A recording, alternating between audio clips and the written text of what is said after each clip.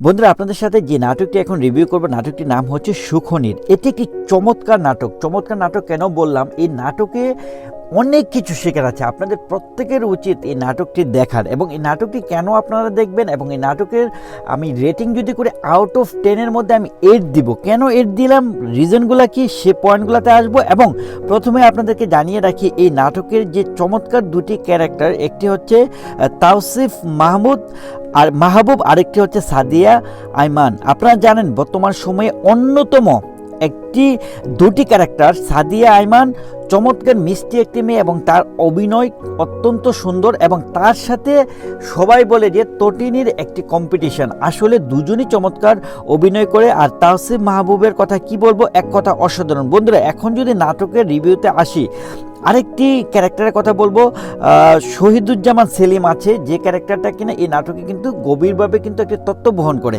আর এই নাটকের আমি কেন আপনাদেরকে বললাম যে এই নাটকটি আপনাদের দেখা উচিত, সেই কয়েকটা পয়েন্ট নিয়ে যদি কথা বলি, এই নাটকটি সত্যিকার অর্থে যে জিনিসটা আমাদেরকে শেখায় সেটা হচ্ছে যে অ্যাঙ্গার।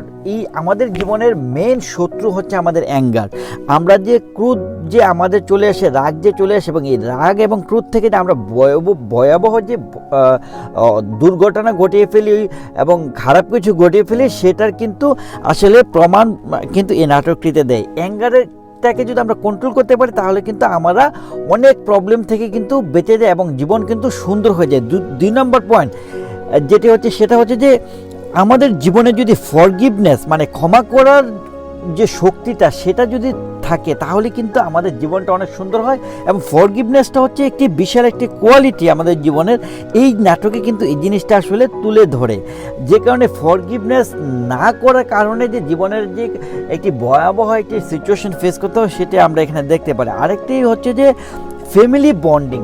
আসলে আমরা দেখা যায় যে ফ্যামিলিতে ঢোকার পরে ফ্যামিলি রেসপন্সিবিলিটি থেকে যে আমরা বেরিয়ে পড়ি, এবং সেই রেসপন্সিবিলিটি থেকে বেরিয়ে পড়ার কারণে একটি ফ্যামিলি যে কতটা যে আসলে ডাউনফল হয় তাদের ছেলে মেয়েদের এবং পরিবারের, দেখা যায় যে হাজব্যান্ড বা ওয়াইফের যে কত ধরনের ভয়াবহ যে আসলে ক্রিটিক্যাল সিচুয়েশনের মধ্যে থেকে যায়, মেন্টাল স্ট্রেসের উপর দিয়ে যায়, ইমোশনাল অনেক ডাউনফলে যায়। সে বিষয়টি কিন্তু এই নাটকটিতে তুলে ধরে খুব চমৎকারভাবে।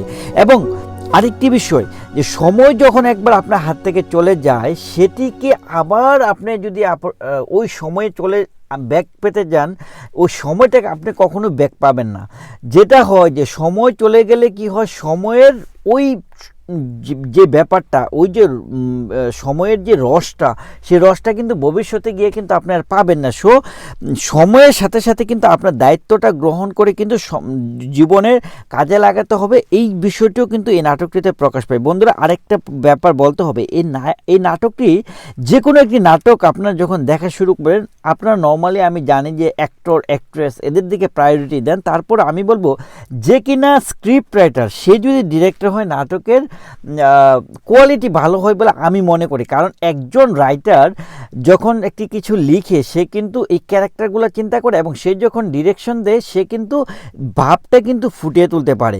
সেজন্যই বললাম যে একটা রাইটার, একটা স্ক্রিপ্ট রাইটার এবং ডিরেক্টর যদি সেম পার্সন হয়, নাটকটা সুন্দর হওয়ার পসিবিলিটি থাকে। বন্ধুরা, এই নাটকটি অনেক তত্ত্ববহ মনে করে আমি, অনেক মিনিংফুল একটি নাটক, এবং এই নাটকটি আমাদের সকলের দেখা উচিত।